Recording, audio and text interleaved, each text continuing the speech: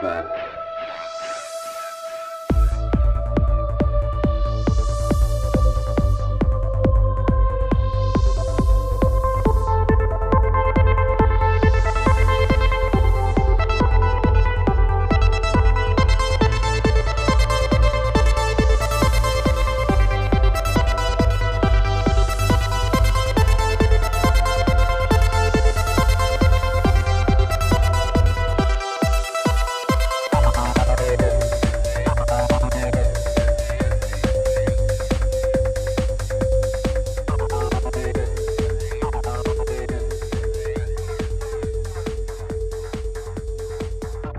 What's up? Another episode of Ripple Effect Podcast. Of course, I'm your host, Ricky Varandas, also known as Ricky Varandas, and a great episode for you today.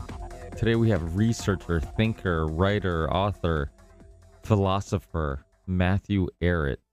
And we had a absolutely amazing conversation. These are my type of guests and my type of conversations I enjoy the most. The type of shows where we talk about everything and anything. We go down roads we didn't think we were going to go down and discuss and share and challenge ideas. It was absolutely tons of fun. I hope you guys enjoy listening to it as much as I enjoyed having it. So let's get through this intro fairly quickly so we can get right to the conversation. Of course, as always, I'll remind you guys, this is a Value for Value show. If you get some value out of these conversations, and I know you do because so many of you hit me up and tell me that you're enjoying my work, you're enjoying the conversations, or you connected with a specific episode or guest.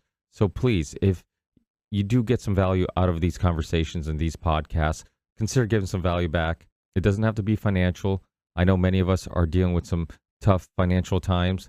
So consider just taking a little bit of time out of your day to share, review, rate, subscribe to the show on all the platforms I'm on. And that goes a long way in helping fight against the algorithms that are suppressing shows and conversations like these. But if you are in a good financial situation and you do enjoy these podcasts, you enjoy the conversations and the guests I bring to you, please consider supporting the show. And there's plenty of ways of doing it. Of course, you can find all these ways in the show description or on my website, rippleeffectpodcast.com. You can donate monthly using Patreon, and you can donate as little as $1 a month. And if a small percentage of people who download and listen to the Ripple Effect Podcast donated as little as $1 a month, I could do this full time. So it shows that no donation is too little. And if you do support me on Patreon, you'll have access to our Patreon podcasts, which are podcasts I do with my Patreon supporters, and I release it as a Ripple Effect Podcast episode. So if you want to join us on the next Patreon podcast, donate as little as $1 a month. You can come on, talk about whatever you want to talk about, share whatever ideas you want to share, and you can also connect with myself and other listeners. If you want to do a one-time donation, we have a Venmo account, we have a PayPal account. We also have a crypto wallet if you want to send Ethereum or Bitcoin. You can also stream or listen to my music. Theory 6 is the artist, which is just myself. It's my solo project. And the song you hear in the intro is called The Ripple Effect. So find that EP anywhere you can get music, and then also can contribute to the Ripple Effect podcast. And a couple sponsors. The first one is Content Safe. Content Safe is how I get all my shows uploaded to all the video platforms I'm on. If you are a streamer, gamer, YouTuber, content creator of any sort, and you deal with videos, contact my dear friend Matt at Content Safe, and he'll hook you up if he knows you're a listener of the podcast, and he'll help you sync all your platforms together, so you only have to upload your thumbnails and description and videos to one platform, and then they'll magically appear on all the other platforms you're on. And I say magically because I don't know how he does it, but I know he does it, and he's been doing it for me for a while, and I couldn't possibly imagine how many hours of my life that he has saved me from spending just uploading video after video after video. So he saves me tons of time. He's a lifesaver. He's a time saver. And he also builds websites, which he built mine. And he does a bunch of stuff in regards to helping content creators. So if you're a content creator, check out contentsafe.co. Another sponsor is the University of Reason, created by my dear friend Richard Grove from the Tragedy and Hope website, and also the Grand Theft World podcast. If you're looking to learn some new skills or expand on some skills you already have, maybe connect with a community, maybe connect with like-minded people who can help you out and really help find your place and your niche in the world, please check out the University of Reason. You can help yourself and help the Ripple Effect podcast just by signing up and checking out their website. Last but not least, Element Electrolytes. It's a amazing product, founded and created by a OG in the keto, paleo, health, and nutrition community. His name is Rob Wolf. He's been a past guest on my show. He's also been on all the major shows that talk about health and nutrition. And he came up with this amazing product called Element Electrolytes. It's a powder you put in your water. It adds flavor. It gives you the electrolytes you need to deal with the symptoms you might be dealing with that you might not even be aware is due to dehydration, like headaches, fatigue, muscle soreness.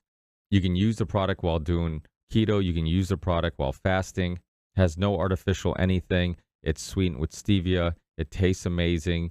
If you're playing sports or you're doing something that's mentally fatiguing, Element Electrolytes can help. Obviously, most of the stuff you buy at a store or a gas station is full of artificial sweeteners and artificial flavors, which you won't find in Element Electrolytes. So Element gives you a safe and healthy and delicious way of adding flavor to your water or flavor to your coffee, which I have done with some of the new chocolate flavors. And if you use the link in the show description, you will help the Ripple Effect podcast, and you will get a free gift with every purchase. So please check out Element Electrolytes. You can stay hydrated and contribute to the Ripple Effect podcast. And of course, as always, don't forget to check out the merch store, which you can find on my website, or you can find in the show description, or you can go directly to the Ripple Effect podcast merch.com. You'll see all the stuff that I'm constantly wearing on the show, the t-shirts, the hoodies, the mugs, all that stuff, and much more is on the Ripple Effect podcast merch.com. Also, remember, we have a Telegram group chat if you want to connect with myself or other listeners. So go to the rippleeffectpodcast.com to find all these links and much, much more on my website. Thanks again, guys. Enjoy this amazing conversation, and I'll talk to you guys in the next one. Peace.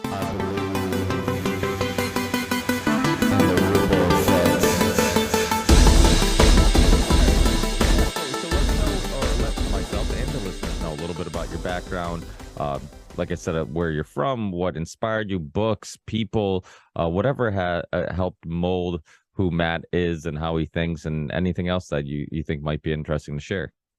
Yeah, okay, I'll do my best. Well, again, pleasure to join you today, Ricky. And yeah, I'm assuming that most people listening might have read a thing or two that I've maybe written or maybe heard me before and might want to know a little bit more, like you said. So this is good. It's a good starting point.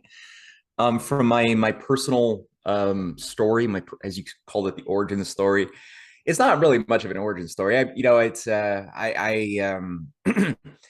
I was just sort of I would categorize myself for most of my life as having wasted a lot of time. I guess normie might be the word or label you would put on the persona. I didn't really have too much of an intellectual identity. I'm based in Canada. I'm Canadian. I'm a senior fellow of the American University in Moscow right now, and co-founder and director of the Rising Tide Foundation. And I've been editor-in-chief of the Canadian Patriot Review for about a decade. I began that platform in the summer of 2012. Going back, I mean, before the age of 20, I nothing that I could think of would really explain why I did these things or made these choices for the next 20 years of my life. I'm about 40 now.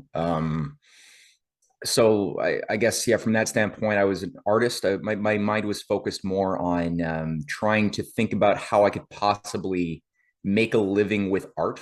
And, I studied illustration and design in university, followed up by a couple of years doing fine arts and film animation at Concordia. It's a university in Montreal. And in the course of that process, at a certain point, I found myself on a little team doing a little mini documentary for a school assignment. And part of it just involved me looking a little bit more into 9/11. And it's hard to explain, but you're downloading some bit torrents, some little videos for those who are maybe too young, they don't know this, but there used to be a thing called bit torrents that was really big back in like 2003, 2004. And you just download off the beaten path articles, videos. And so I found myself listening to a few lectures from people who were pretty good researchers. And I was just lucky to have downloaded the right couple of lectures and a couple of documentaries that at least was the first time I had a shock to my system. before that, I just sort of had a very bland, vague idea that corporations manipulate the world and do bad things. But it's like it was a very underdefined, homogenous, blah idea that I think most people tend to have a sense of it in some level, but it didn't have much shape. So the first time I had a real jolt where I was like, okay, there's an intelligibility behind not only why we're living under these big false narratives, but you can actually the mind can be brought through rational steps with evidence and coherent reasoning to discover what actually did happen regarding that controlled demolition, which also then awakens a whole bunch of other questions like, well, what else is controlled? Certainly it can't be everything else is fine and it's just that. And it can't be that just happened overnight. There must be a process in history that it resulted in something taking control of the functions of what I thought were legitimate governments that I live in, such that it could kill thousands of its own people for political motives that would involve international repercussions, sending whole civilizations in the Middle East back to the Stone Age, expanding a police state, both, at home where I live. So that sort of put me on my path. And I think for anybody who goes on this path, everybody is unique. We all have our own psycho, spiritual, personal experiences and how we process things, but there's certain common themes that I think this involves. One of the big ones, the 9/11 wake up thing, quickly leads you into matters of international finance. What's really the banking complex above nation states? What is the structure of what you could call maybe shadow government today? People call it deep state, but whatever. There's many names, same thing. So, but you have to sort of start with this, the understanding or the discovery that most everything you're being told to take for granted is a lie.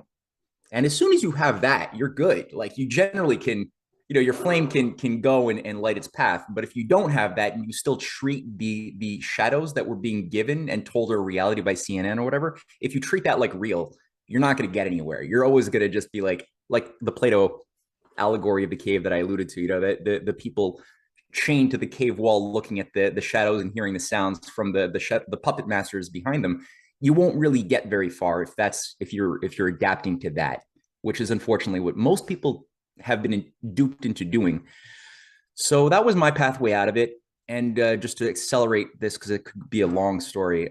So I guess I found myself just trying to figure out, well, how do you live with that knowledge? And I had a choice, and a lot of people tend to sort of relegate it to the side. And for a little while I did. Like, I can't cope with this knowledge, like it's too, I'm too disempowered to do anything about it. So I might as well just try to live my life as if it wasn't true. But that doesn't work that long, right? That's limited. So at a certain point, I was like, okay, well, I'm going to focus on the truth. And it became, I went through a bit of depression and fight it out. And I found myself at a certain point just really hungry for what solutions might be available, because the crisis is then, well, if intergenerational conspiracies have been pushing us towards predetermined goals that are terrible. And these are ideas I was coming to back in, I think it was 2005 was sort of my big jolty wake up period, 2004, 2005. But, like, okay, if these international conspiracies by an oligarchical class has been moving us to a very dismal fate for a very long time, is there any reason to have hope? Like, are they maybe just so powerful that there's nothing we could do? And maybe even people who I thought might have tried to do good were actually just controlled opposition. You start getting into these like scary mental places where it's like, very nihilistic. So I really wanted to try to, I made myself somewhat obsessed about trying to figure out, do they really have secret knowledge? First of all, do they have like real secret power that is above the 99.9% of the people that they can use to their advantage to control us? And has it really always been controlled? And has there never been any point of resistance that has created a crisis for the oligarchy? And thus, could I, if such resistance exists, could that give me insights into what solutions would be available today? So I found over the course, after about a 2 year process of, I was writing a lot. I was doing little videos and things to try to express and organize my own mind and what I was researching, which helped a lot. Writing helps. Um, at that point, or having a podcast, a lot of people are having podcasts, but it makes it a more active process where you're both a learner and a teacher at the same time. And that just makes the whole integration of new thoughts and the recognition of false thoughts that you thought were true, but actually don't measure up to new discovered realities. It makes it a more organic process of refinement of knowledge towards the pursuit of wisdom. And if it's done too voyeuristically or too just consumer based, it doesn't really seep in very well. It doesn't have that qualitative value. So I was doing that, and then I stumbled during a smoke break in 2006, while I was at work, a political stand, with it was basically a Canadian branch and a small outlet of maybe 8 or 9 people, representing the Larouche organization, which is you heard about Lyndon Larouche? Yeah, I can't. I feel like I've had somebody on the show from or maybe I met somebody. I don't know. I've had some connection to them. I don't know if I've met somebody at maybe some event somewhere, or I feel like I might have had somebody on the show represented. But yeah, so I'm somewhat familiar with them. Yes. Okay. Yeah, I mean, I'm not involved with them anymore, but that was a big part of my what I have to attribute to being some of the more useful discoveries that I had made, in terms of thinking about history, strategy, and most importantly, method of thinking. Like, what would be a more fruitful method, a way of thinking about thinking, that I've been able to put to use in a way that I value, that bears good results, was through my discovery of that organization and my volunteering with them for about a decade until 2017. And essentially, what caught my eye was in the signage. It was a political table in Montreal, and there was some literature they were giving away. Maybe 3 or 4 people were at the table, and I remember having a conversation because one of the signs alluded to the depopulation agenda, which was something I had recently come to terms with, but I couldn't quite make sense of why was it wrong. Like, I had discovered on my own terms that, okay, there does seem to be, over beyond the pursuit of money by the oligarchy, it does seem to be that money is just a tool or a means towards an ends, but the ends seem to have much more to do with reducing the world population, and that's why they want to get rid of nation states. So I came to these ideas, but I was like, I was really pissed off with myself because I couldn't think about or prove why that was such a bad thing. Because I had my typical images of, like, overpopulated Calcutta and dirty industries paving over nature, and so I still had a lot of that stuff in my soul holding me down, thinking, well, maybe we just are overpopulated. Maybe they are. Maybe the oligarchy actually is making the tough decisions that we're not capable of democratically doing ourselves. I was still in that place. And so what was a very beneficial thing was that in the course of reading the writings of Lyndon LaRouche and a lot of the associated researchers affiliated with that organization who had done a lot of work for decades, they'd been around since the late 60s. It helped me resolve that problem. And I finally was able to understand more deeply why overpopulation is not only a fake issue, but it's actually a very natural and good thing to have 8 billion, 9 billion, 12 billion people. It's actually a beautiful thing that human beings can do that and other animals don't do that, because the fact that we can do that means that we have within us a power that allows us to always overcome limits to growth. Like, every species, including us, always has limits to our growth potential, always pressing on us.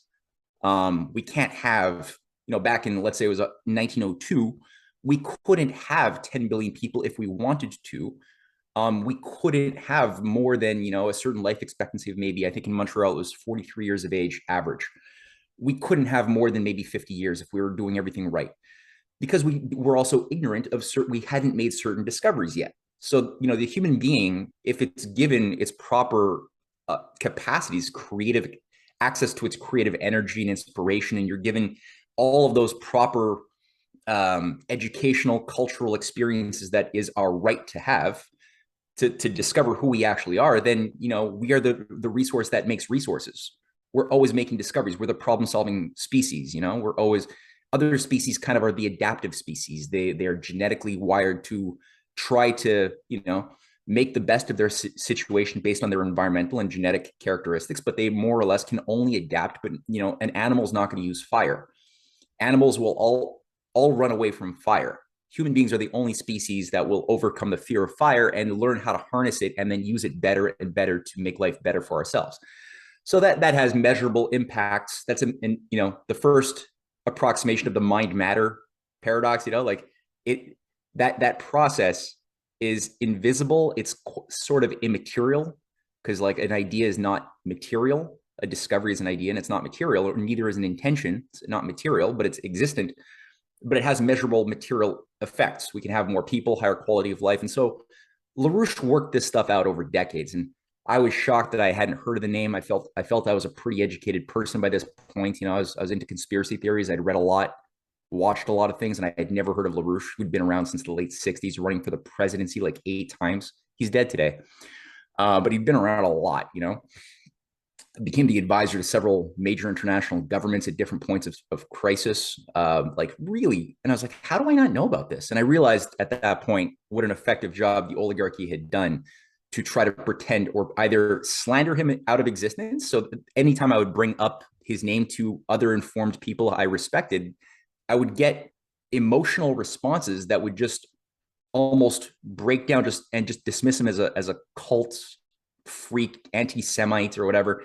And I was like, wait a minute, but I've read him and you haven't read him. Why are you reacting so emotionally? And I realized that it was the effect of a lot of programming. There's been a lot of sort of hypnotic techniques used to sort of get everybody's minds to turn off based on the name and not actually look at what he did, or just ignore him completely and pretend he doesn't exist. So that was a big thing for me. I was just going to say, and isn't that the similar reaction we get in regards to a lot of the topics that we've researched much more than others, and yet you get that same reaction if it's 9/11, if it's vaccines, if it's whatever it may be. You get this emotional reaction, and like you said, it's like they're programmed to react this way, even if the information that's coming out of your mouth is better research, even if what you're saying makes sense.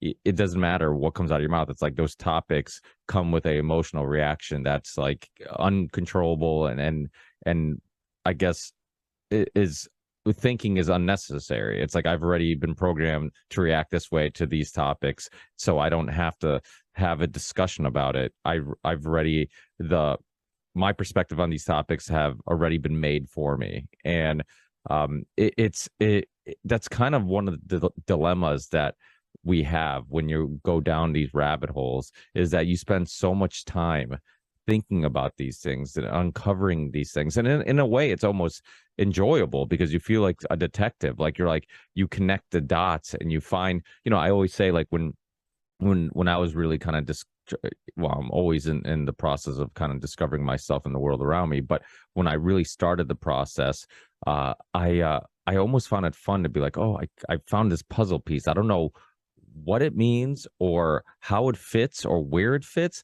but I feel like this is something important. I'm going to hold on to this. And then as you gather more puzzle pieces, they start connecting and you're like, oh God, this is all making sense now, and it really, there's so much of life is like that, where it's just like you're gathering these puzzle pieces, hoping by the end of your journey, you can kind of get enough of them where, the world makes sense to you, or your perspective on the world makes sense. And but so many of the things you talked about is so true. We all go through these bumps in the road where you're like, dude, I'm going into some dark places and I'm spending so much time thinking about these things. Maybe ignorance is bliss. Maybe not, understanding these things, maybe ignoring them and just moving on my life because I have zero control over these outcomes. Maybe that's a better way of living. And it's funny because another Canadian who was just on my show, James Corbett, who's a friend of mine, who's one of the first guests on my show back in the day, 2013, and a great guy, and I'm sure probably one of the 9/11 researchers you were referring to, that I'm sure you ran into some of his work. And but we've talked about this before, about how like neither of our wives could care less about what we do. Like they could care less. Like they have no interest. It doesn't matter who you interview. It doesn't matter how important your work seems. Like they could, and we talk about how like sometimes that's like it's frustrating, and it can be at some point you're like, I just want you to acknowledge like this is somewhat important or interesting, and then but in another way it's kind of beneficial because you can detach from it a little bit. I'm like, if I was with a spouse that was equally down these rabbit holes, as far down these rabbit holes as I am, and all we're doing, we're talking about this, I'm like, it could be probably depressing, and you'd probably feel like I need to detach from it, which is why I think, if you're an artist, like you were saying, writing, music was my passion growing up. I used to love writing. I felt like writing was therapy, and it just putting it down on paper for some reason, emotionally and mentally, felt like I was doing something, like I was some way removing it from inside me and putting it outside me, so it wasn't affecting me anymore. And it's funny because I've heard people talk about writing nasty emails or text messages, like if you just write it out but you don't send it, like instead of deciding like, should I send this or should I write this or not write this, how about just write it but don't send it, and that will help kind of get it off your chest. And I'm like, yeah, that makes perfect sense, because if you're a writer, you do that all the time. You're constantly kind of writing stuff to get it off your chest, and it also forces you to kind of reflect on things too. It forces you to kind of analyze and reflect on, like, how do I really feel on these things? Because one of the big problems, and I promise I'll let you talk. Sorry, I go on these long rants. One of the things that I find really interesting is like, and I've talked to Dr. Jessica Rose a lot about this, who during the COVID lockdowns and stuff like that, we were talking a lot, and about how like our worldviews, right? Like somebody before us build a foundation, and they're like, your worldview can only be built on this foundation, so you can expand from this foundation, but you're restricted to this foundation. And I've heard, I forget what interview I heard you talk about UFOs and some of that stuff, and we've the topics become kind of, I don't know, just more popular of late because of all the sightings and people, credible people talking about it. And it makes you kind of rethink reality, makes you rethink like all these theories that we've accepted as truths. And I'm always one of those people that I'm super skeptical of everything. I don't believe, and like you said, like once you start uncovering some things, I'm like, what else are they lying to me about? That's why even like the flat earth thing, I'm like, that's not too crazy to believe. I'm like, why wouldn't? I'm like, maybe there is some agenda. Why wouldn't they lie to you about that? I'm not saying they're right or wrong, but I'm just saying, like, I don't dismiss anything. I'm just like, there is no thing that would be too crazy to believe from my perspective, because once you get to all these conclusions that like, okay, this was a lie, that was a lie, this was a lie, you're like, okay, well, why would it stop there? Why not uh, uh, lie about this or that, or the nature of the universe? Who knows? And you want to expand on any of that? Sorry, I gave you way too much. No, there's a lot of good content you just floated there. I still take and run with an element and see where it goes, and we'll just throw it back and forth. I think for me, the one of the I'm grateful that I don't know why, it's not like I ever had anybody who told me to do this, but it was a good habit I picked up early on. And maybe it was because I was a bit of a blank slate. Like, not like I mentioned, I didn't have a sense of like patriotism for Canada, or what it means to be Canadian, or what it means to be even a human being, or what it means to be political. Like, none of these things were there.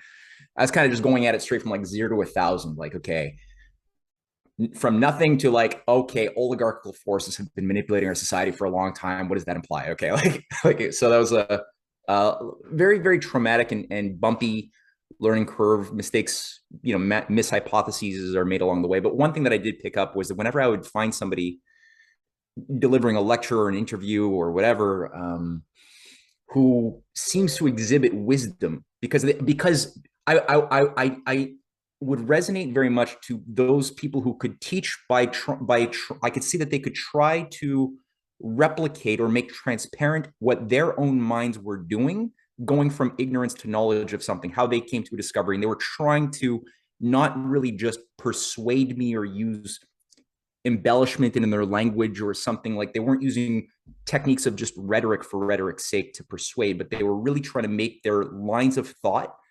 reasonable and accessible to my mind so I could replicate that. And I could see that there, both in the past when I read writers who really generated ideas and put into motion their thoughts that had real high quality value, they do that. And I found people like Mike Rupert, other investigative reporters who would do that. I would take note of things that either they had written or books that they referred to as having an important influence on their pursuit towards the answer to whatever questions that they were pursuing. And I would try my best to go in the library and where I would buy or whatever, and I would hunt down the articles or the books, and I would try to read them.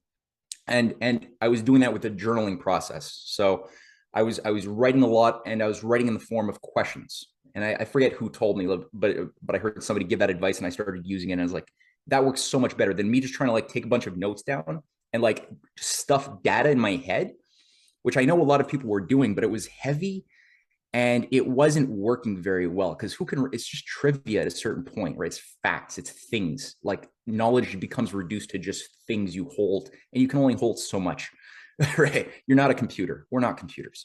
So when I started writing in a more question orientation, like I would process, material, but I would whenever a paradox, something didn't make sense, I would write it down, and that became my focus, was the paradox, the question.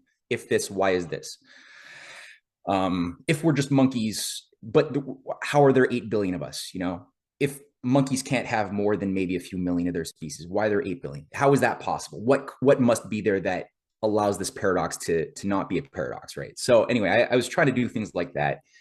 And I think when you start moving in a fruitful place, which is not approved of by oligarchical systems ever, like oligarchical systems 500 years ago, 2,000 years ago, never approve of the minds of their victim, their target population, thinking in terms of building, because we're all mapping, right? We're modeling and mapping in this reciprocal dance of subjective and objective, right? When from the age of, from baby to death, we're like we're shaping, we're in constant state of flux. We're like, trying to make sense of how does this machine work, a baby gets a certain realization that I'm like controlling this thing. Like, it's not me, right? I'm not this hand, but I'm doing this. My will is making this happen, right?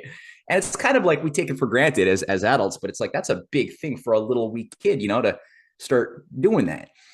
And you're always you're modeling, what adults are sounding like. You're learning speech, you're learning to walk, you're learning attributes. And at a certain point, unfortunately, if your society is suffering under mediocrity and a slave culture, those adults that the adults that you're being inspired to model yourself can only take you so far, because at a certain point you start realizing, okay, well, those adults are actually themselves infantile in so many of the adults are victims of an infantilism that has not permitted them to access identities aligned with mature wisdom, which is what a healthy human being would normally, you'd think, move into a place where we start as a mature species loving or being loving wisdom as the highest of pleasures. But we don't access that. Again, shitty culture, shitty education system, all very much influenced by oligarchs that want to try to keep us in the cave.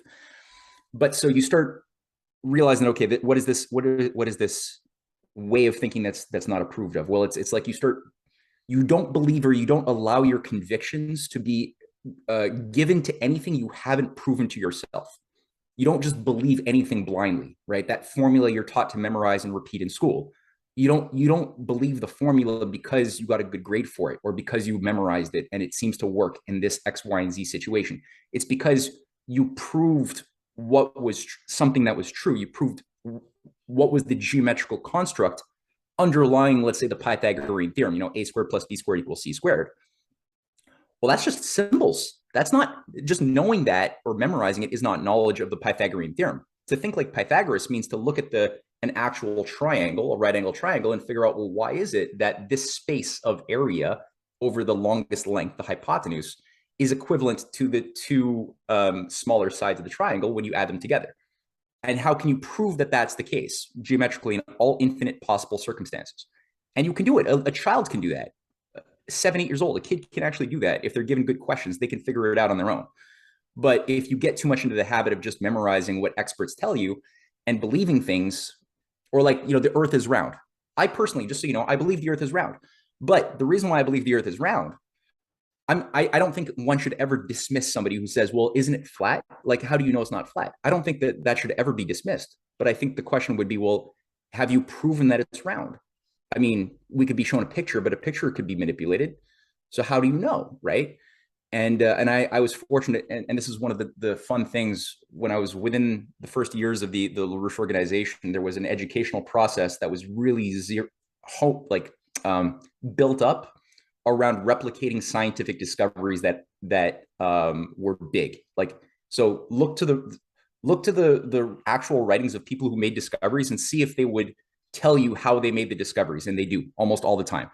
So there are key people we just focused on a lot of Platonic dialogues, a lot of Apollonian solids constructions, a lot of Kepler, a lot of Leibniz. Like, just figure out, how did the calculus get discovered? And one of the over one weekend, a few of us had we basically did something where we wanted to prove why the Earth was round. And basically, we had some friends. We looked at the meridians of the Earth, and we just knew that there was a place in Vermont, south of Montreal, not that far distant. We basically had we had cell phones, so we had a couple of friends at a certain time of day when the sun was at a certain place we all agreed upon. We all had our little sticks, and we all had we had an agreed upon piece of paper, and we just noticed, just like people could see my pencil cast a little shadow at a certain moment. We just called and we said, okay, now measure the length of the shadow. Okay, so we just measured the length of the shadow in Vermont, a few hundred kilometers south in Montreal, and we got the differential. It wasn't the same length of the shadow at the same time of day. And you could then just simply take the differential of the the distance, which you can measure the distance between Montreal and I forget which city in Vermont, and then take the distance, take the difference of the two shadows, and I'll let people try to think about how they would then extrapolate that to see, well, is there a contour based on the difference of the sizes? And sure enough, the contour will give you the size that was discovered by Eratosthenes, a student of the Platonic Academy 2,000 years ago, who had done something very similar in Egypt when he first discovered or calculated the circumference of the Earth with no satellites or anything like that. So you can do things like that, but our school system is so crappy that it just tells us to memorize things, that are commonly held, accepted beliefs that experts agree upon, which doesn't result in knowledge, very, very bad foundations. And so people can easily either have a right opinion, but then as soon as they're given an argument can be framed. Like, you can make an argument today if you wanted to, based on all of the observational data that we can be given of all the planets and the stars, that the moon is in the center of the solar system and the moon is not moving, and we're moving around the moon, and the sun is moving around the moon, and all the planets are moving around the moon. You can do that. You could build a model, and I've seen it done. A friend of mine did it. And it accounts for nearly all the observational data. So you could use pure logic, with a couple of core assumptions, you could build a whole a matrix that will account for anything. Logic and math themselves are just useful tools, but if you start thinking that that's where reality is, you will believe in anything, that there's like 7 dimensions or 13 dimensions for this string theory model, or 80,000 dimensions or 80,000 genders or whatever. Like, everything could be equally justified by some elegant mathematical model, because that's not reality. And that's how we're sort of kept malleable and moving in a certain direction according to what experts tell us about pandemics or climate change, or what the markets are telling us the future of the economy is going to be, and why it's fine to bail out zombie bankrupt speculators, and why that's somehow not a bad idea, or shutting down energy to replace hydrocarbons with windmills, and that's not going to kill people. Like, people have been really smart, people who have PhDs have been led to think that those types of activities are fine. It's yeah.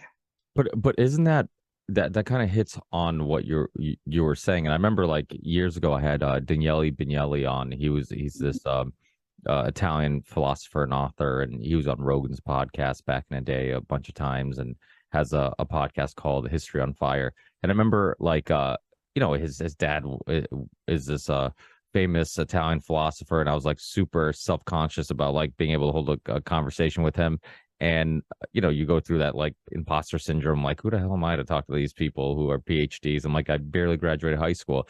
But it was I remember him telling me, he's like, listen, he's like, memorizing information for information's sake is completely pointless. It's meaningless. It's like, how does it help understand, or how does it help you understand yourself or the world around you? And it really put things in perspective, because a lot of times you hear somebody just regurgitate information and it sounds impressive to some extent. And then you start listening and you're like, okay, he's not really putting like anything into practice. He's not explaining to me why these things are important. He's just regurgitating stuff.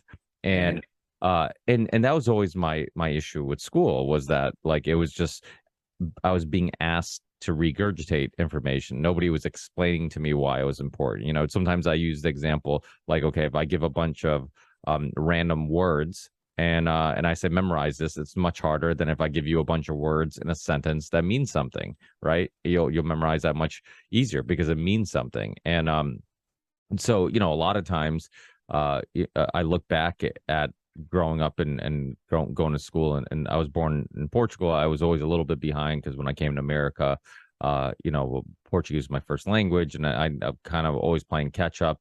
And then eventually I'm just like, I guess I'm just an idiot according to the school system. I'm special ed, immigrant kid who's never going to catch up. And then I realized like I just wasn't turned on by any of this. None of it was thought provoking. None of it was interesting.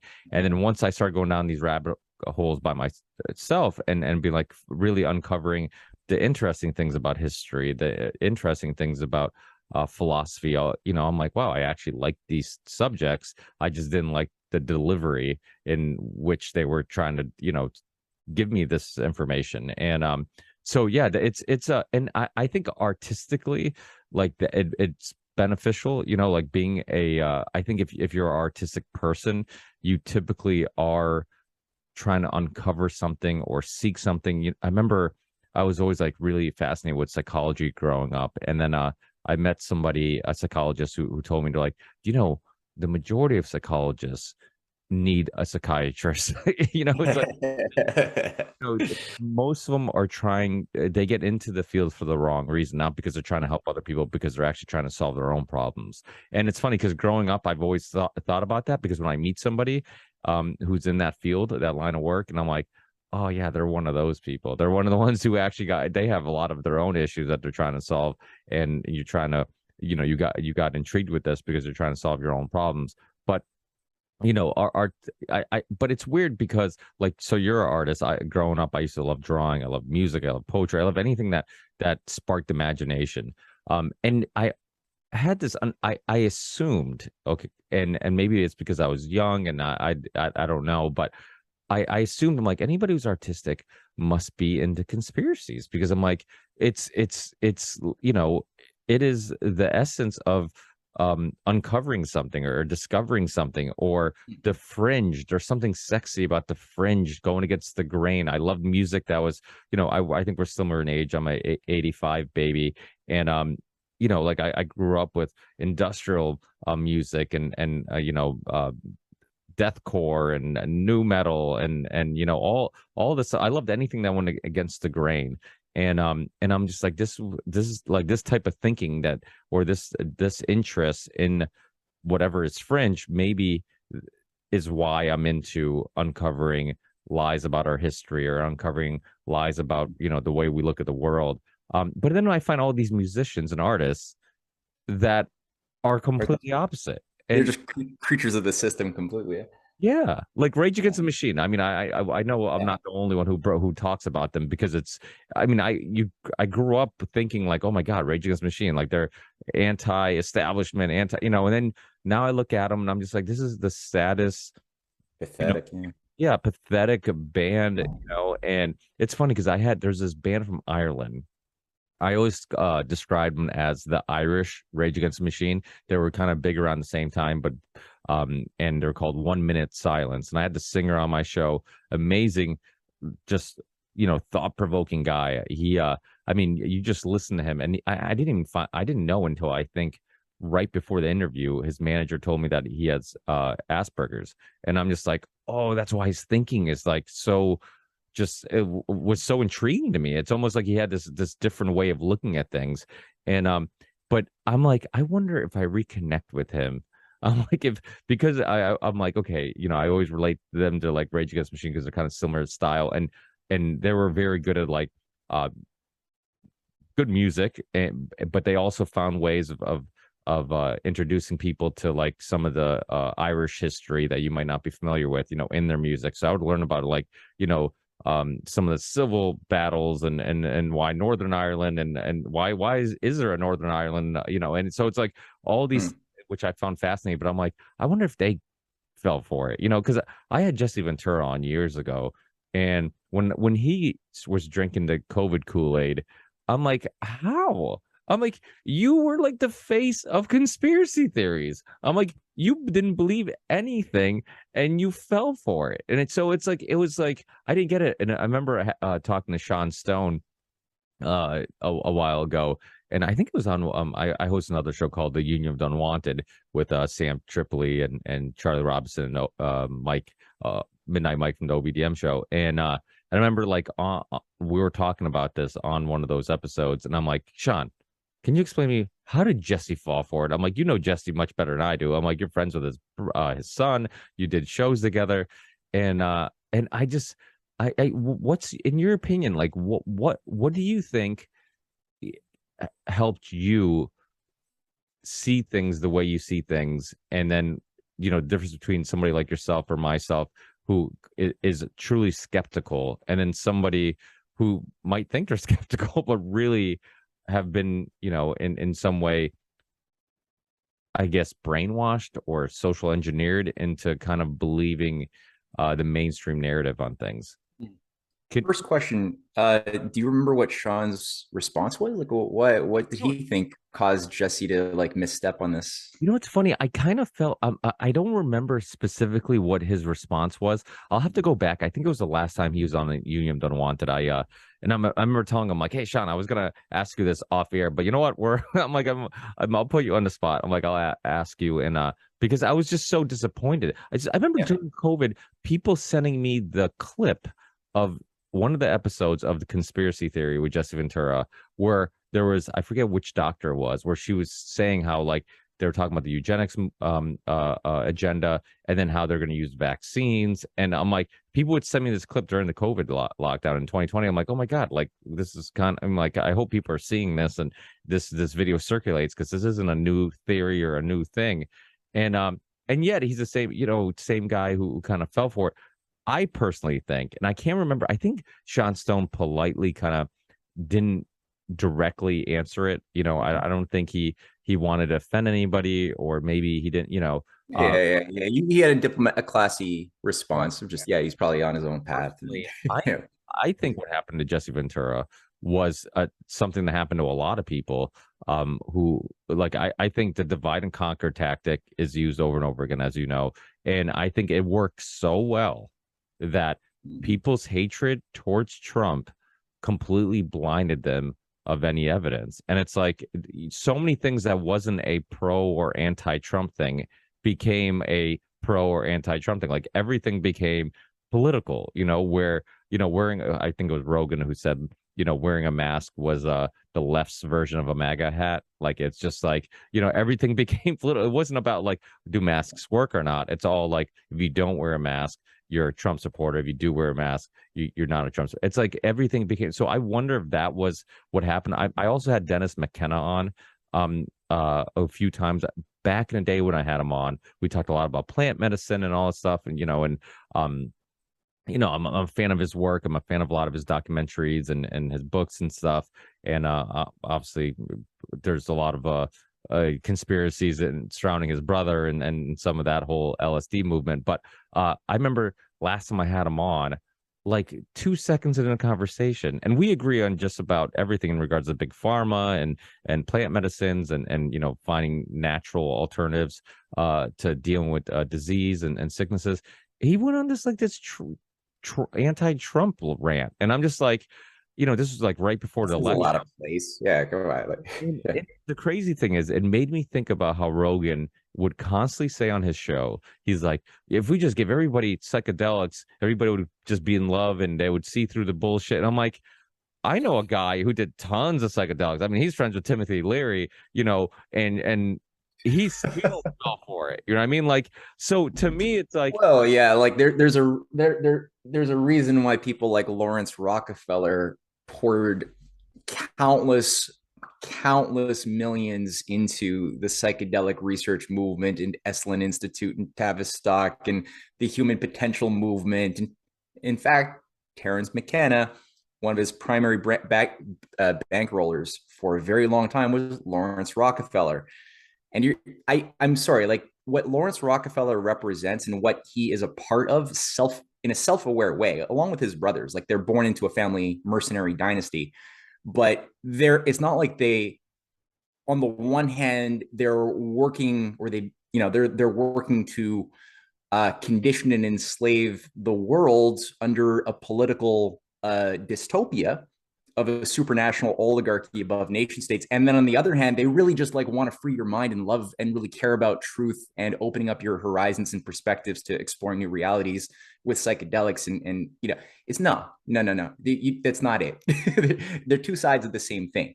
I'm sorry. And I'm not saying that there isn't potentially some viability for a healthy approach to some of these drugs, perhaps. I mean, there might be therapeutic components and other things but we are so far removed from any type of organization of society that would possibly look in those directions in an honest way.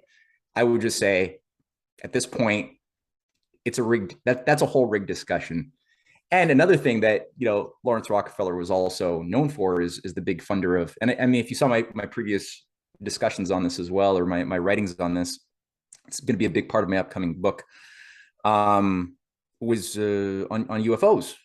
He was the primary funder of something called the Disclosure Project back in the early 90s. And he was the one who had met with Bill Clinton, Hillary, John Podesta, recruited them to his disclosure, cause as part of, uniting all of the different UFO groups around one, more controlled system. Not that a lot of them weren't already controlled, but when you look at like that is not disassociated from his work on psychedelics or his political work with Nelson and David and his other brother, whose name I forget, Stephen, I think, on the, who crafted the Earth Charter with Maurice Strong. It's like they're all different parts of trying to synthesize or create a new type of society and a new type of sets of narratives and cultural norms that would be more conducive to a global slave class, that would be much more malleable, and that would be also able to be reset.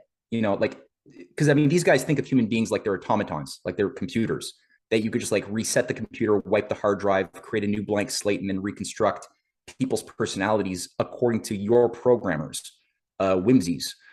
Now that's not how human beings actually are. We are not computers. It's not actually that easy to just erase an individual's persona and reconstruct them as MK Ultra tried to do. Which, by the way, if you look at a lot of the UFO flying saucer working groups from Britain or that were done in the United States under Project Blue Book, or in Britain earlier under the first flying saucer working party under Sir Henry Tizard, who ran British radar systems throughout World War II. These are all the same people who created MK Ultra as well. So Henry Tizard was part of the original MK Ultra study groups that were set up in Montreal at the Ritz-Carlton Hotel with Oman Salant and various leading CIA officials who were then meeting in the United States, putting this stuff online to figure out how do you do this? And the idea was always, how do you reconstruct humanity? That's always been the objective, using individual case studies and then group case studies, and then figuring out how you do this for whole nations to do shock therapy, break them down, and then reconstruct them, whether it was in Chile under Pinochet or whether it was in Russia in the 90s or whatever, what they want to do, what the Great Reset today, which involves a lot of shock trauma through economic manipulation and other things to create scarcity. Then they could reconstruct an abused people the way people suffering shell shock in World War One, they were able to discover, oh yeah, these people who've been through like crazy trauma are inclined to disassociate themselves from who they thought they were before the war, or to compartmentalize hyper traumatic memories that they can't access. That somebody who's able to wield certain neuro-linguistic programming techniques or other things could maybe feasibly trigger certain latent memories that then become active at will, forms of just hypnotic techniques that are then used on the broader zeitgeist, as we've seen under especially COVID. So again, you have this very interesting enmeshment between the psychedelic movement, the green movement as well, like this whole idea of protecting nature from human beings, which really emerged over the dead bodies of people like John F. Kennedy, Bobby Kennedy, and all of these, actual legit statesmen who gave their lives fighting against this Malthusian agenda that was coming online. De Gaulle, Enrico Mattei. I mean, there's a big list of people who were killed in the 60s who were resisting this new ideology. But so the green movement, the psychedelic movement, the UFO movement, unfortunately, yeah, I mean, this might freak a lot of people out, or might piss them off that I'm saying this, but I'm pretty sure I can prove it. Are all geopolitical operations designed to create a new type of cultural matrix that would again be more malleable. The last thing I'll say to this, on the question of like what you brought up regarding why I think art might be useful in getting at conspiracies in a way that maybe a logician who's like too logic heavy might miss, is like I'm more the visual arts. I was never good at music. I see you're a musician, and your mind is tuned to a musical mode. But from the standpoint of like the arts, thumbnail sketches are key. And I think you have to sort of like, when you're coming up with a new concept, a piece of concept art or whatever, you're always like trying to get the thought as quickly as you can onto paper, right, and sketch it out. And you're trying to get the whole.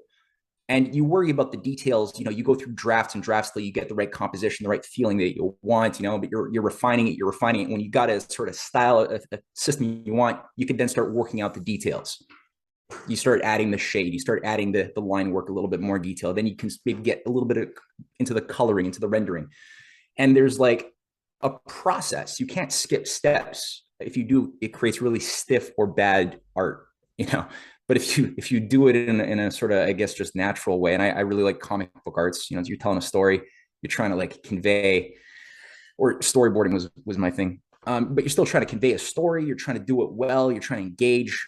And so when I was thinking about like, well, what is my mind doing when I'm trying to come to a discovery of politics or history, or trying to piece together a puzzle, I couldn't get far if I didn't have a general thumbnail sketch of a whole process. I try to have it, a few thousand years as a thumbnail sketch in my mind that I can use as context to set the context of what is the particular thing I'm going to look at the moment. But I have to situate it within a whole, and the whole is getting more refined. It's changing a little bit according to new discoveries. It's being, it's being, but as you refine your understanding of the parts that now fit into a whole, you now have real knowledge that you can build on. You're not just building on an assumption and an assumption and an assumption. You're building on that. That's just sand, right? The castle will fall if it's built on those sorts of things. But if you have it, okay, this is a discovery I've made. I'm now going to see what new questions emerge from this little set of discoveries that flow from that. And it might not be directly, literally connected to it, but it will not be disassociated from it either. And so there's this dance, right, between like the data and the thing we're holding in our imagination as a whole, because the thumbnail sketch is still a function of the imagination. We're never going to see the whole. We're never going to see all of humanity, but we have an idea of humanity. I'm going to see you as an individual human. I could see a group of humans, but I can't see humanity. That's a concept that's a little bit more abstract, but real, and it's being refined as I'm looking at the details and jumping back and forth. And I think, yeah, people who are either too art heavy or too logic heavy, if you're too imbalanced in either domain, you won't get very far. and the people who just like think with their feelings, as like we probably encountered a lot of very like lazy-minded artist types who they don't have the intellectual self-discipline or rigor to see even their own idiotic self-contradictions, like the Rage Against the Machine fools, or so many other types who can't see their own contradictions, and they can't think rigorously about anything beyond their personal sensual creative experience, which there's no rigor, there's no lot, there's no scaffolding, right? Whereas the overly math heavy logic types, they don't have the flexibility to break from their formulas or break from their models, and they can't dance with their information. It gets really rigid and kind of anal, and that doesn't. You got to find a way to sort of try to ever make both worlds work together, and the aesthetic. Because I mean, what's a lie, right? Last thing but if you don't have a sense of ugliness, it's difficult to see a lie. Like a lie is not something. It might sound even pretty. Listen to Barack Obama speak. It sounds pretty. Who would think that there's like this insidious intentions and agendas that are ugly as sin behind the surface nice words? Or a truth might sometimes sound rough and jagged and maybe not nice to the ear. You might not like hearing some truths. That's why some people get kind of like crazed and enraged when you just tell them the truth about whatever pandemic being a fraud, or whatever, 9/11, global warming, whatever, pick a thing, right? But it's true. There's a quality of beauty and ugliness associated with a lie or a truth, because those are the effects of intentions. The intention is either a beautiful intention or an ugly intention. Oligarchs always operate in a cult of ugliness, and they have to destroy our ability to differentiate between ugly and beauty. Without that aesthetic quality within, we're incapable of finding, everything is equally homogeneously like, oh, I guess there's no truth. Every opinion must be created equal. You get this like just blah liberalism that makes you all mushy. Maybe there's infinite genders after all. Did you grow up watching the X-Men? I know you said you were in comic books. Did you grow up watching the X-Men on Fox?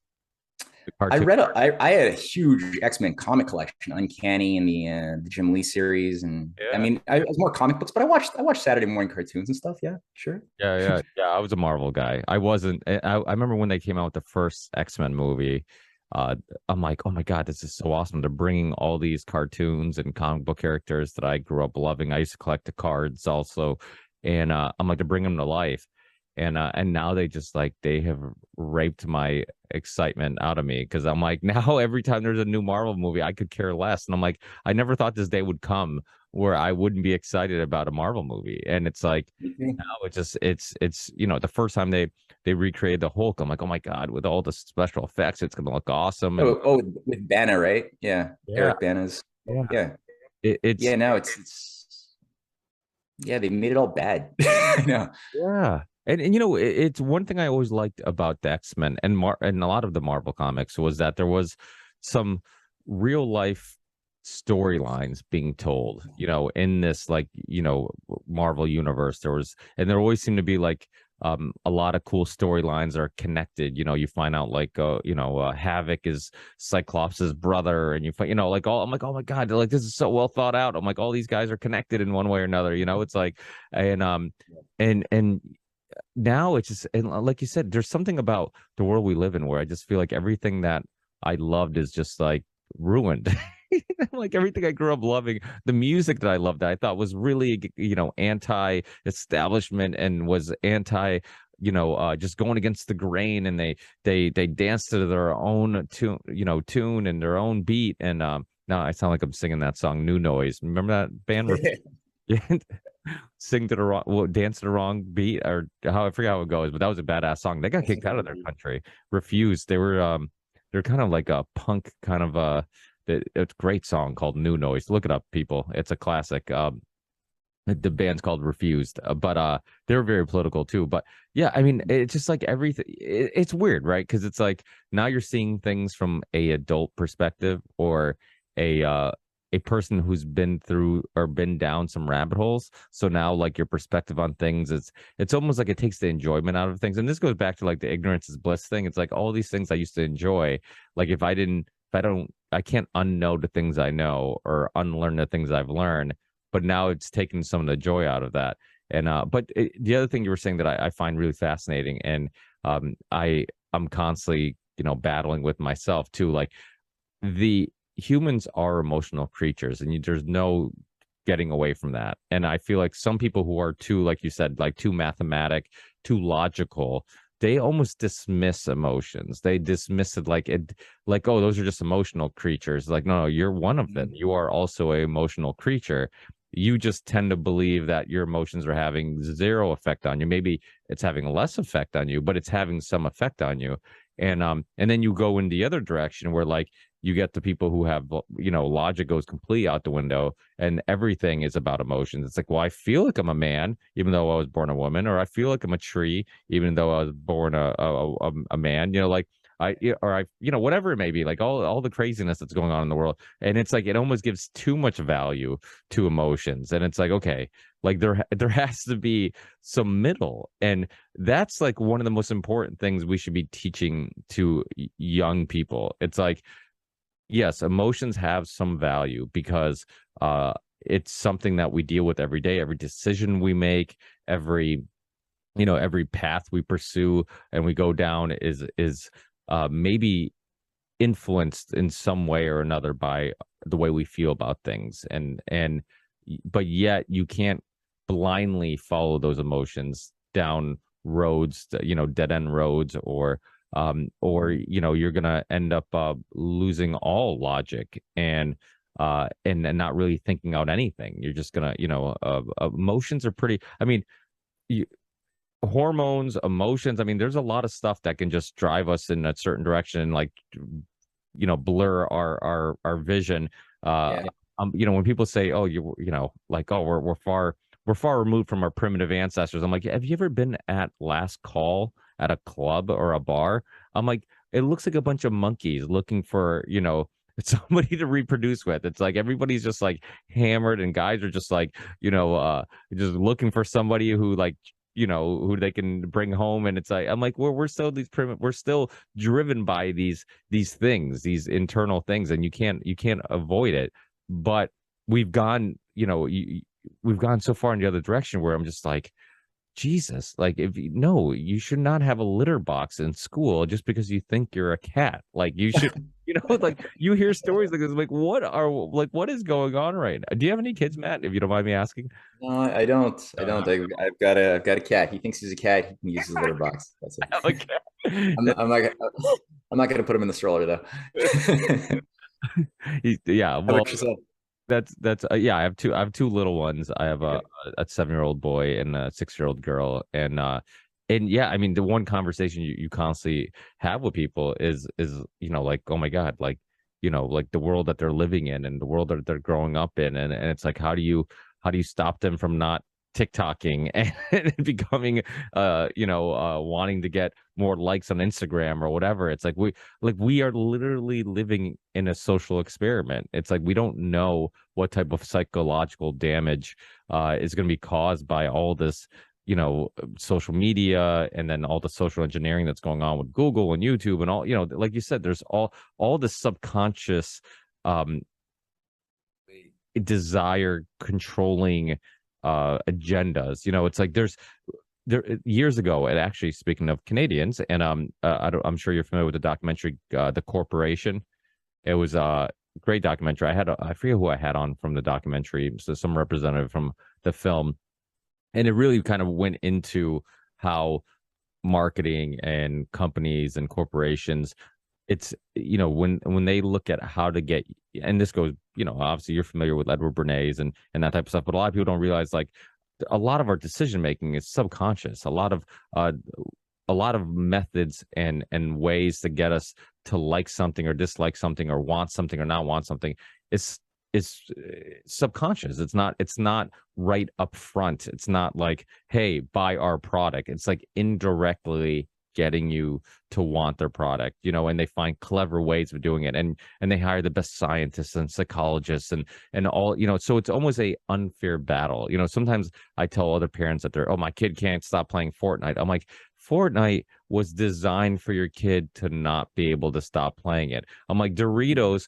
was designed for your kid not to be able to only eat one and have to eat the whole bag. Like, these aren't, like, it's almost a unfair fight, because I'm like, you have, tons of money in research and development, tons of money in trying to figure out, the right texture of the Dorito, the right lights or music in the video game, how to get these serotonin dumps in your child's brain, so, and then they want to keep playing.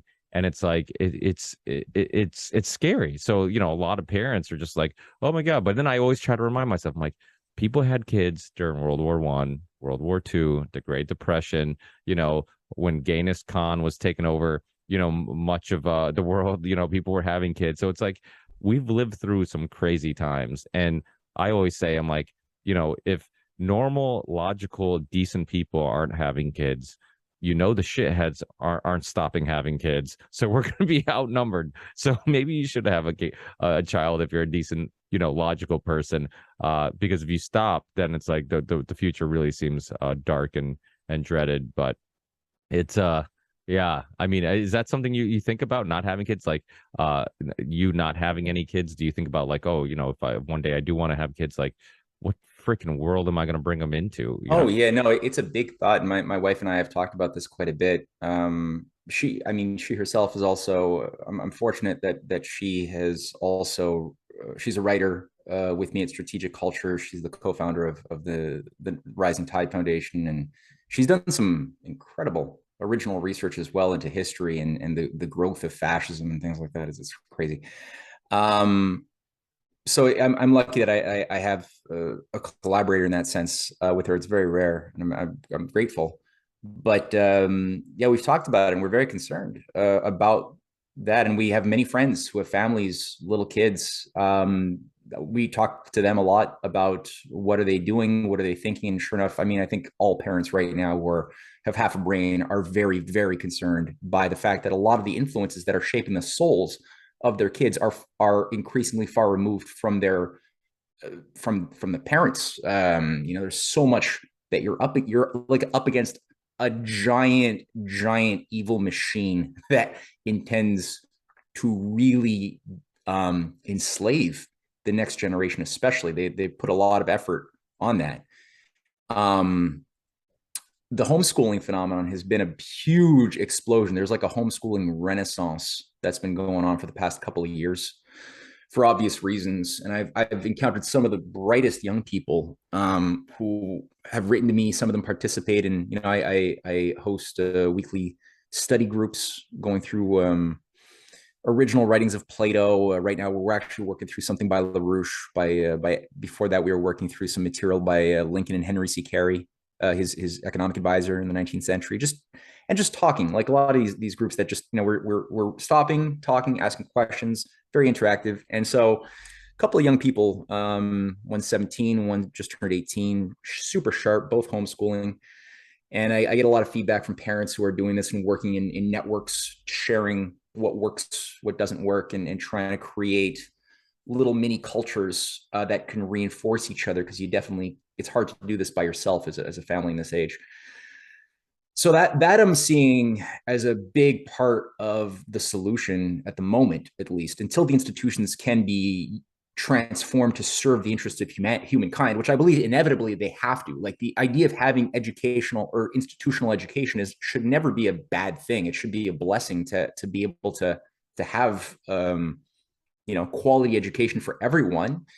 But again, whenever this system becomes co-opted by a death cult, as ours happens to be, then everything will become instrumentalized to advance the agenda of that thing, that parasite. So probably the thing that matters most is the spiritual inoculation, right? Not the physical, but the spiritual inoculation, which is to as much as possible. All we can do, like, the kid has free will, right? They have the right to make decisions on their own. They have the right to make mistakes, and the best we can do is provide to them the seeds and the that we can plant that will hopefully blossom when they will make mistakes, and hopefully be able to realize that the advice given to them out of love, maybe they resented it, but it was there for a reason, and become better for it. Also, I think giving the kids access to or a taste of good culture, listening to some of the more difficult music, but that's more subtle and longer lasting in terms of like deeper value, like listening to things like Mozart's Requiem or learning an instrument or things like that. It again, it reinforces the soul to sort of have a standard of like excellence in culture that it could then use as a reference point to see mediocrity. Because if you only know mediocrity, how do if you've only known Big Macs, how do you appreciate a high quality piece of cuisine? You can't do it. You might not even want to eat that thing with like broccoli on it and stuff.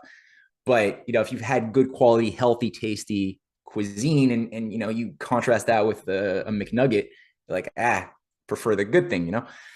But so that I think all good aesthetical pleasure, which is tied to a pursuit of wisdom and higher beauty, always takes it's always an acquired set of senses. They don't come just right off the cuff. They require sort of maturation of the senses.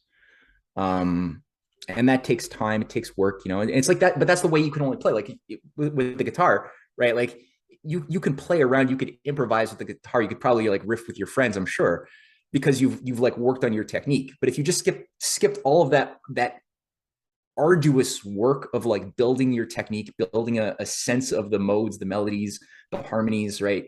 If you skip all of that, you don't really have the liberty to play around in a creative way as much. You're just sort of making a mess of sound on the guitar. But you can like work with other people who so you have to have a platform that you've built, an infrastructure in your heart upon which true creative play that's bountiful or useful can happen. And you don't get that in the arts. Like when I was studying fine arts, there was a real attack on that. Like especially in the fine arts programs, it was everywhere, where there was this sense that just expressing yourself is what is of primary importance, regardless of if you have nothing to say. And I would say no. Express yourself when you have something you want to get out of you.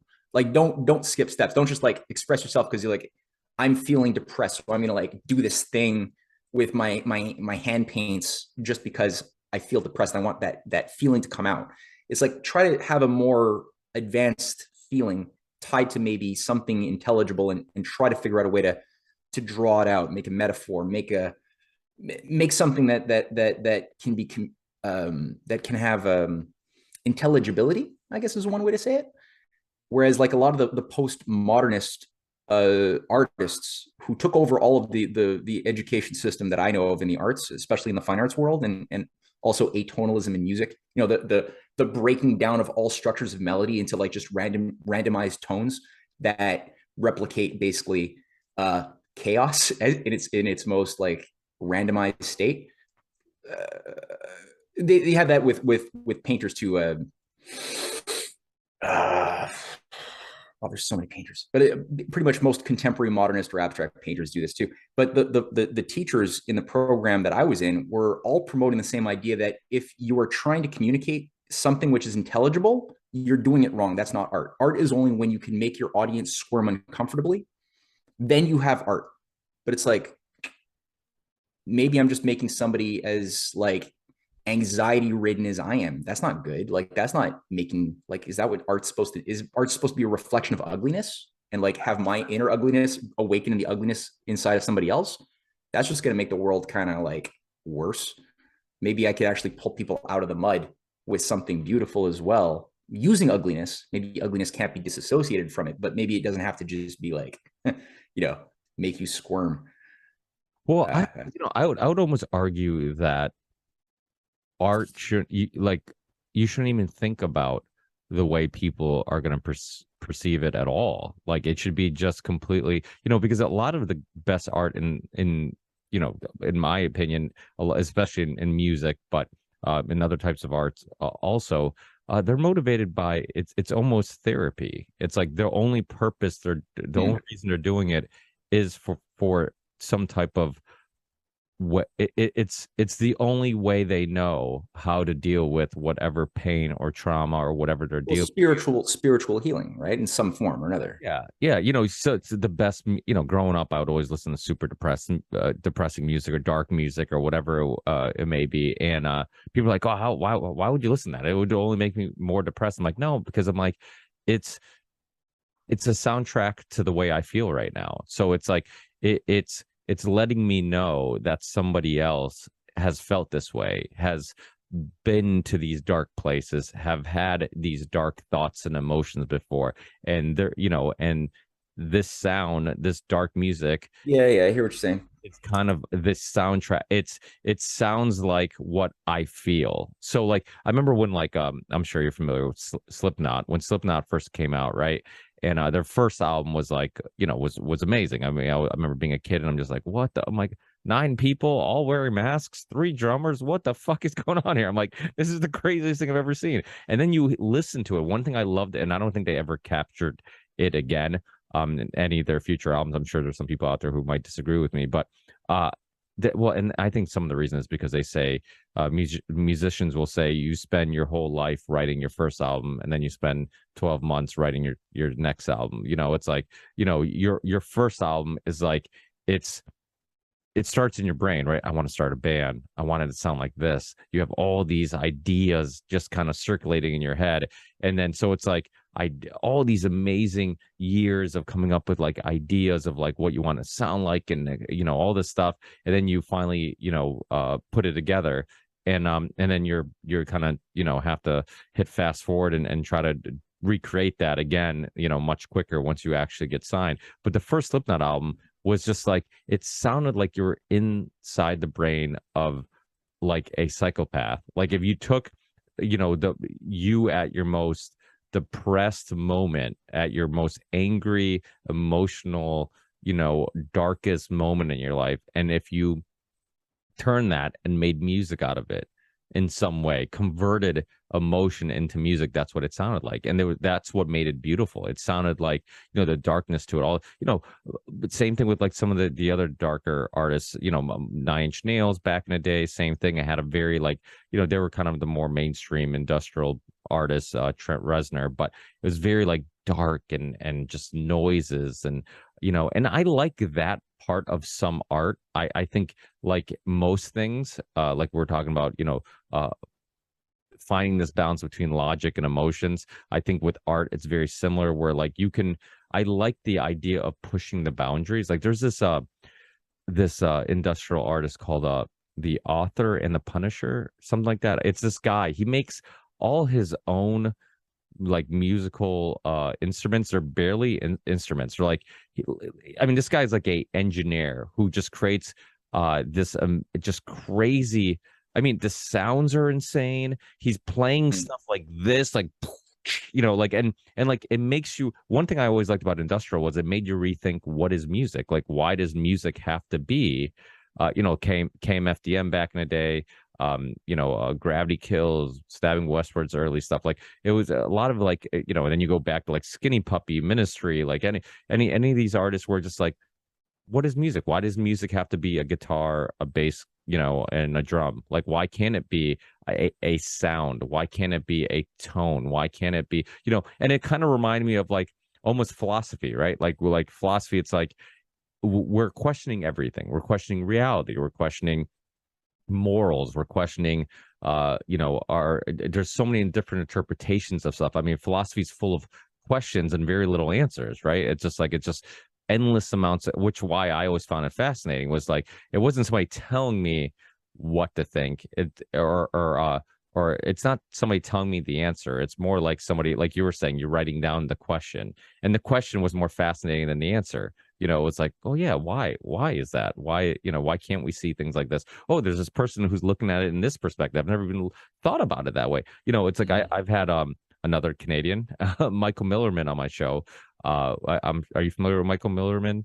He is well, his claim to fame was kind of like he was the first person to translate Alexander Dugin's books to English, and he's in Canada. He got basically in trouble in his university he was working at because he was translating these books, and then now he has I think the Millerman School, his own online courses or whatnot. But when I find somebody like Michael Millerman, and I'm like, oh my God, his way of thinking, is the way he describes Leo Strauss and gets into like his thinking and mystics, the way he talks. Like I love anybody who just shatters my worldview. And I know earlier we were talking about how there's this emotional reaction to certain topics. And I think when you talk about things like 9/11 or COVID or vaccines or whatever it may be, any of these topics that come with this emotional response, some of that emotional response is because you just shattered somebody's worldview. They're like, okay, I was told this is the way the world works. And you just threw me a freaking curveball where now like everything I thought I understood and knew could potentially be wrong. So your first reaction is like emotional, but yeah, to get back to the art thing, it's I see both perspectives where like, and then modern art takes it too far where it's all about like, oh, let me just throw some paint on this white piece of paper, and because I was angry when I threw it, and I can come up with some ridiculous story, Intellectualized, yeah, exactly, justification for it yeah. after the fact. Yeah, yeah. Well, I think there's always like again, it's all about harmony and balance in visual and in any type of medium of expression. Harmony always has to play a role, and it's a difficult concept for some people because it's not material. Like harmony sort of means a fitting together in some way. It doesn't have to mean everything has to be. It's tied to the other idea of balance. That there's a mean between extremes, the emotions and the logic. Neither one of which we are. Like a lot of people start they think that they are their emotions. You hurt their feelings, they don't like you because whatever you said hurt their feelings, or you say something that offends their logical construct and they don't like you. And you're like, well, no, it's not you. I like you. I just this idea I find to be wrong, a lie perhaps that maybe you believe in. And so it's like, no, because if you think about your thoughts, the very act of self-reflection changes in some way the coloring of the thought or the value of that the thought has on you. If you think about your emotions, sometimes we feel the wrong thing. We feel jealousy when it's not merited, and just by taking a step back and evaluating the feeling changes the feeling. We're like, oh yeah, you could think about it. You're like, oh, I guess I really shouldn't have really had a reason to feel that. And you could, but then the question is, well, what is self-reflecting? What is the you that is looking upon your thoughts and your emotions and passing judgment and helping you? How are you helping you? Right. And you got this whole idea of like from Plato, know thyself, right? Before going off into philosophy, one shouldn't skip steps. And Socrates, Plato would always make the point that the true philosopher isn't just somebody who speaks well or says they have wisdom, but it's the lover of wisdom, the philosophia, right? The philia, love, wisdom, the lover of the wisdom. And to do that well, you have to know yourself, self-examine. And I think, if you look at case studies of art throughout the ages and cultures, you'll find some examples of various art forms of different media, including literature and theater and other things that will enhance an audience's capability of doing that, and other types of art that inhibit, that reduce our power of uh, looking and self-examining and judging, because you don't just judge the same way over time, right? Ideally, if you're living your life well, hopefully your power of judgment is improving, right? Your power of passing judgment on the good and the bad is getting better. It'll never be perfect, but hopefully it's getting better and not getting worse. If it's getting worse, you're doing something wrong. So the question then, in my mind, is like, well, art is something that is created by humans of all types of art. It must have some purpose as far as the human condition. And you alluded to the question of spiritual healing. And I think that, yeah, if you Edgar Allan Poe is a great example for me of somebody who a lot of people who think on a somewhat shallow level, they see the surface appearance of some of what Edgar Allan Poe does in his short stories or some of his stories that are dark. and they just think, what a dark freak, right? That could write such things. How disturbing that he gets you into the mind of these sociopathic individuals who kill for no reason and seem to self-destruct, right? And it's like, he must be really sick that he can do that, and he gets his audience to do that too. And it's like, well, wait a minute, what's he actually doing there, you know? And he's not having you lose yourself and become like, I mean, there's some things where like you don't lose who you are in living vicariously through a story into the mind of like somebody in the Telltale Heart who just kills that old guy just because he could get away with it. Or what is the other one? Like the Imp of the Perverse, right? The guy who commits the perfect crime and then has a breakdown in public 2 years later. And now he's like, you discover at the very end of the story that he's actually this guy who's been recounting to you all this. He's actually about to get executed by the law, like in a couple of seconds, you know. And he's like, but they've lied to themselves. He's taking through the mind of somebody who doesn't know themselves, who has told themselves, they've all of these characters give themselves false narratives that cause them to be blind to themselves. And the consequence of being blind to yourself and going out into the world to do action causes destruction to others and to yourself. It's a great recipe for becoming a slave to an oligarch, really. And he gets you into the mindset of like even oligarchs. Like look at the fall of the House of Usher, right? It's a story of this pathetic oligarch, this multi-generational Roderick Usher, baron. He loves creativity, or he yearns to be creative, but he can't be creative. He lives in a castle, and he has like all of these dreams of romanticism of the medieval days when his great grandparents were at the worship by the plebes and the peasants, and he's like, I just those were the good times. We have to bring that back. And he's just depressed because he feels it's not going to come back. And his buddy, was a friend when they were kids, who's like an American, and he like wrote him a letter saying, I'm really depressed, come help me out. And the American comes back and he's like, what the hell? This guy's a mess. And the story is just Edgar Allan Poe taking you through the psychological profile of the patheticness of an oligarch who's trapped by their family heritage, who can't break from their traditions that are obsolete or had never had a place to begin with, and ultimately self-destructs. That castle doesn't do well. It eats him up. And so the oligarchy didn't like Poe for that reason. I mean, anybody who says he died of like natural causes, or even just that he was like got drunk and just died, no, he had high level enemies. But so I mean, the thing is, I think using darkness, and Poe writes about his philosophy of art, or his poetic principle, his philosophy of composition. And he writes that the most powerful emotion for the artist to cultivate is melancholy. And melancholy is a mixed emotion because it's both sadness and beauty at the same time, which seem logically to be opposing ideas or opposing states, but that in a melancholy state are united.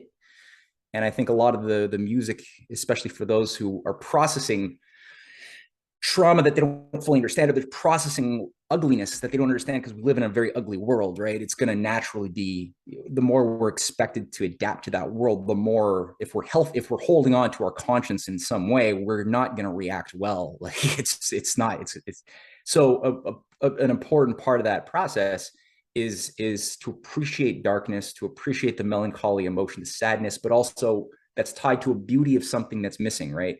To appreciate or awaken the hunger for the good, while you are also experiencing the absence of it. And tragedy does it too. Like if you look at a lot of Shakespeare's dramas,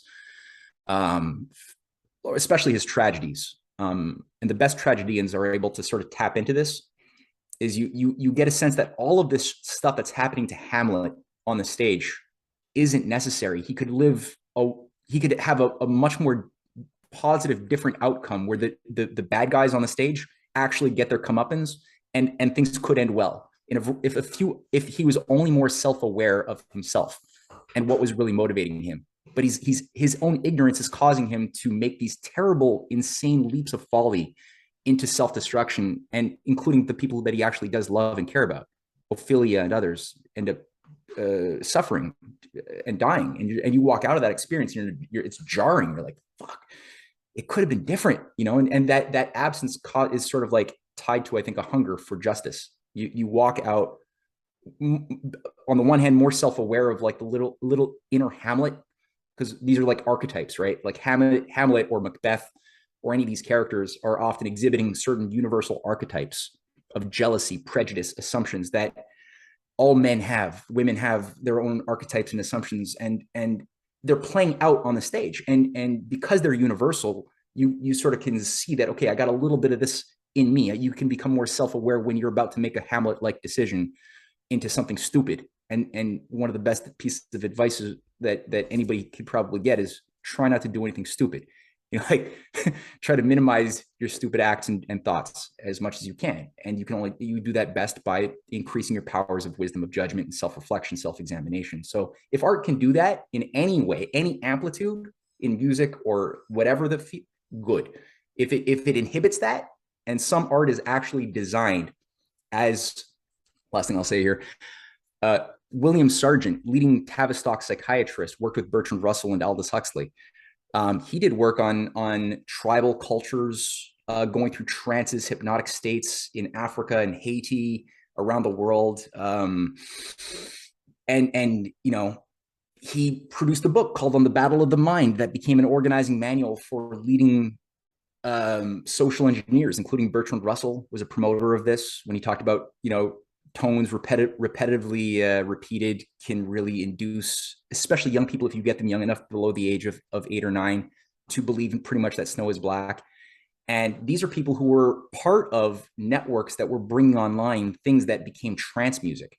If you look at like the phenomenon of how people lose themselves in Beatlemania, it wasn't like the Beatles were that amazing necessarily. There was this entire military, industrial, political, intelligence, psychiatric apparatus associated with selecting that group. And I'm not saying they didn't have talent. I'm not saying that, but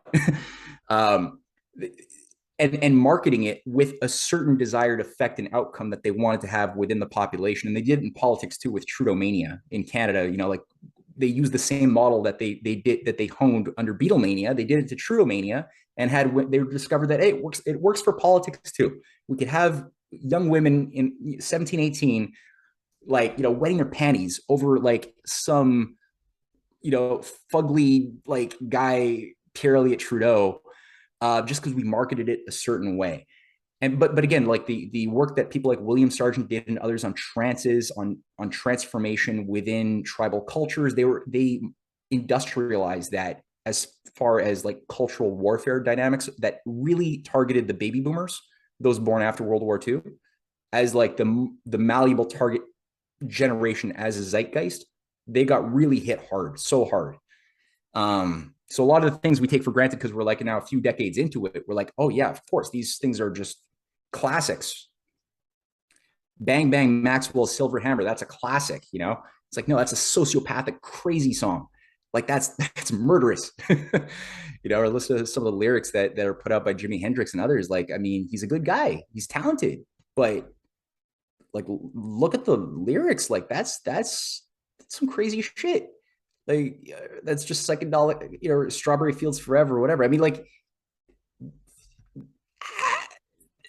they didn't just emerge naturally, is what I'm just trying to say. There are agendas, and so yeah, we got to make sure that art, I think, in my mind, in some way. I'm not saying people can't listen to the Beatles and become better. I'm not saying that. I'm not saying that you can't listen to Hendrix and become better, and it might be what you need. I'm just saying that art should, in some way, the best art can enhance your ability to be a human and be a problem solver in the world, right? To be what a human is designed to be in some way. Yeah, that's so interesting. Yeah, it's so, and speaking of art, you did reference that you have a book coming out. So for before, and so I want people to know all the social media. I know you're on Twitter and you have a website. Please let everybody know how they can keep up with your work, what platforms you're on, any upcoming projects like your new book. How do they, get notified when it is released and available, and anything else? Yeah. Okay. Thank you. All right. Self promo. So the book is going to be a while. So I'm aiming for January. Most of it's written, and it's going to be volume 4 of The Clash of the Two Americas. Volume 1 to 3 are obviously already out. This one's going to be more on the British roots of the deep state. So, what is the British Empire that you never realized it was? Because even the British Empire that still exists today is not what you thought it was. Because the British Empire wasn't what you thought it was. Britain itself was taken over by a parasite back in 1688, and that was itself part of like a 200-year effort to take over the British Isles by this thing. What was that parasite? How was it located formerly in Venice? How was Venice selected as the place that became the central command structure of what the Roman oligarchy, where they relocated primarily and reconstituted themselves after Rome collapsed, and the leading families being the same thing. So this fourth book will sort of try to shed light on some of that history and look at a little bit more of like where its weak spots, where the Achilles heels in the beast. Like for example, what has worked to diminish their stranglehold over the system that they've wished to control over the centuries. My wife actually just this week, 2 days ago, just published her first book called so I'll plug that too. You might even want to talk to her in the coming weeks. But her first book is out on the empire on which the black sun never set, on Anglo-American foreign policy and the creation of fascism in the 20th century. It's hardcore. It really goes into like the even 19th century roundtable Fabian society roots of what shaped the thing that became known as Hitler, Mussolini, other things through British intelligence. Also gets into some of the radical Islamic stuff, a lot of the Zionist stuff, like a lot of the things that are recipes for disaster in our current day are not organically occurring phenomenon, but are the effect of political agendas. And so she goes through a lot of those causal stories. To pick up any of these things, they can go to canadianpatriot.org, canadianpatriot.org, or risingtidefoundation.net is our other website. That's a lot of stuff right there. Yeah, I'll stop there. And you're also on Twitter, I believe, right? I do a little bit of Twitter posting. I'm not too I get too sucked into it and waste too much time. So I just go on, I post things, maybe like a thing or two, and then I leave. I have to cut myself off. But yeah, Twitter, I don't even know what my handle is, but you could probably just plug my name in, Matthew Ehret, and find me. Telegram, t.me/Canadian Patriot Press that's where I'm more active on Telegram. And Substack is the bread and butter. So if people want to get a free Substack, oh, hey, yeah, screen share. That's my thing. Okay, there we are. Okay, yep. So that's the Twitter account, and yeah, the Substack is yeah, right there under my Twitter handle. There is MatthewEhret.substack.com. There's free and there's paid. Yeah, that's good too. Yeah, thank God for Substack. I actually started, well, not just started some months ago, started posting my podcasts on Substack too. It's just a great place. I'm like, anybody who's giving writers a platform and a ability to, monetize if they want to, God bless them, because, PayPal, Patreon, everybody's been kind of, just deleting people, censoring people or whatnot. And same thing with Rockfin. Rockfin was awesome because during 2020, they're one of the first platforms that really reached out to people in the alternative media community. And they're like, hey, you know what, we'll give you a platform where you're not going to get censored and you can monetize. And, our options were shrinking and shrinking. So, places like Substack and Rockfin, I'm always a big fan of supporting those platforms. So yeah, I'll put links to all this stuff in the show description. I'll have to also contact you in regards to maybe getting your wife on and talking about her book. That sounds very interesting. And I guess Corbett and I were wrong. You can make a marriage work if you're both going down these rabbit holes together. It's tough. I mean, it has its own challenges associated with it. But it could work. Yeah, it's possible.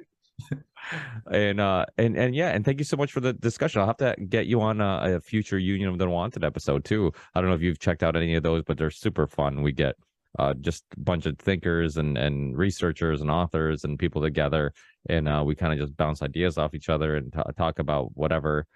Sometimes we do shows specifically on a topic, and then sometimes we just kind of bring a bunch of different people on and we just riff on whatever people want to talk about, and it's always fun. And it's soul food, man. Yeah, no, honestly, Ricky, yeah, anytime, just say the word, I'll be there. I will. Yeah, I'll let you know. I think we have the next one. We do it every other Monday at 7 p.m. Eastern time. we live stream on Rockfin, but and then the audio is available everywhere within a day or two, and the video is typically available within later in the week on Odyssey for free. So, but I think the next one is next Monday, so I'll double check and see what the guys want to do, and what we're doing for topics, or if we're even doing a topic. We're just going to do a big discussion, and I'll keep you in the loop. I'll send you an email to remind you, and If they say okay, my Monday is open, just so you know. But let me know if not in the future down the line. Yeah. Well, when it gets too close to the date, it gets hard to kind of gather, a giant guest list for one specific topic. So sometimes I like okay, we don't have anything in mind, then let's just do an open discussion, because like we said in the beginning of the show, like there's never a lack of things to discuss. So it's not like we're gonna be like, oh, what are we gonna talk about? We get people, we have nothing to talk about. No, that never happens. So It's a big mind, yeah. so, All but right, thank cool. you so much for your time. I really appreciate it. Amazing work. I always love hearing you on all the shows. That's why I'm like, I got to get Matt on. I'm like, he's such an interesting thinker and speaker, and I love just getting anybody who's thought provoking on the show, and you're definitely that. So thank you so much for your time, and we'll keep in touch. I'll send you links to the show once it's up and live, and like I said, hopefully we definitely talk again in the near future. I hope so. All right, bye, Ricky. Thanks, Matt. Take care. See ya.